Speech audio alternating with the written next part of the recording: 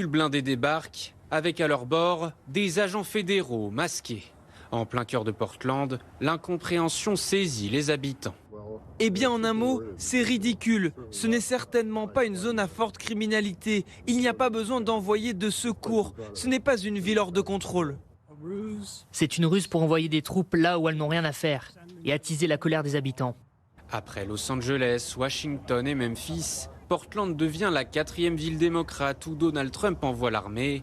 L'objectif, réprimer les manifestations anti-ICE, la police de l'immigration, aux interpellations musclées qui divisent les États-Unis. J'ordonne au ministre de la Guerre de déployer toutes les troupes nécessaires pour protéger Portland, ravagé par la guerre, et nos installations de l'ICE, assiégées par des antifas et d'autres terroristes intérieurs.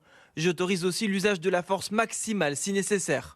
Une nouvelle offensive d'ampleur après un drame survenu mercredi. À Dallas, un tireur isolé a ouvert le feu sur un centre de rétention de l'ICE. Pas d'agents touchés, mais un détenu tué et 2 autres blessés. Mais à Portland, aucun débordement. Les autorités décrivent un mouvement de contestation pacifique. Notre ville est loin d'être la communauté ravagée par la guerre qu'il a décrite sur les réseaux sociaux. Toute prise de contrôle fédéral avec des troupes militaires dans notre État est une menace pour les communautés de tout l'Oregon. Donald Trump menace également d'envoyer des militaires à Chicago, New York ou encore Baltimore, qui se dressent comme des sanctuaires pour les migrants menacés d'expulsion.